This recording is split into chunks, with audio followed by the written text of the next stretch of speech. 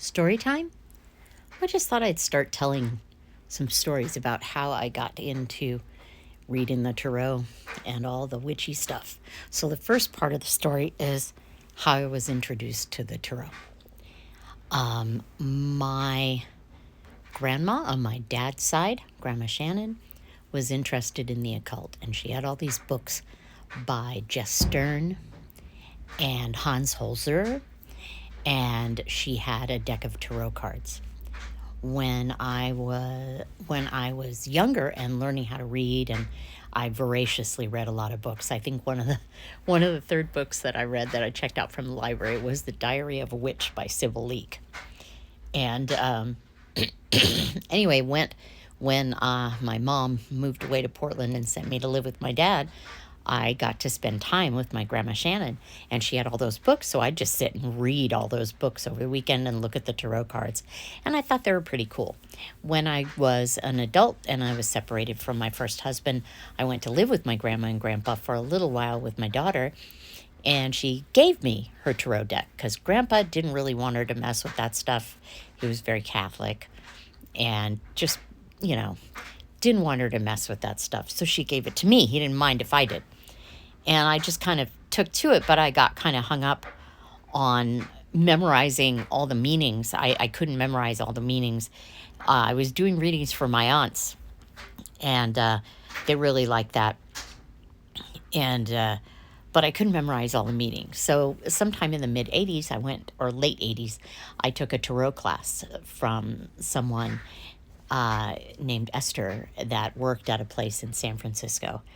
And the first 2 weeks, we wrote all the meanings down. Like, she taught in such a way that it created this kind of pattern. And I really like that kind of thing.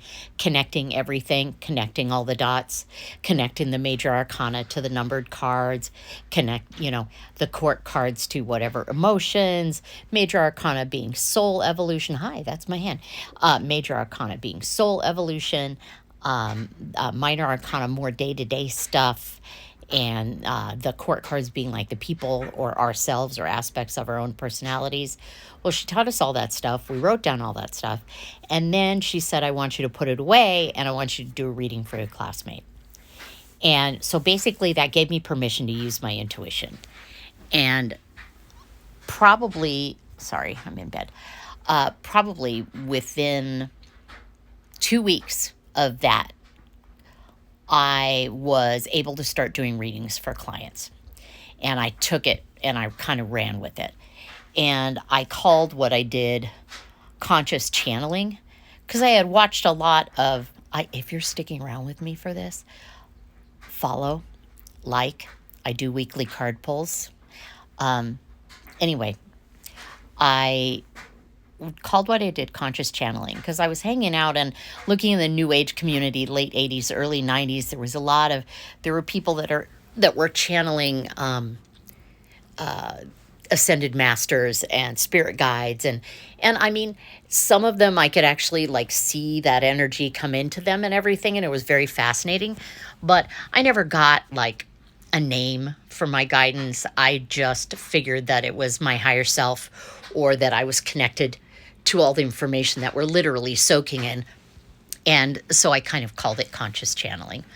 Like Lazarus, Abraham, all those, and getting comfortable. Anyway, so I started doing readings for other people.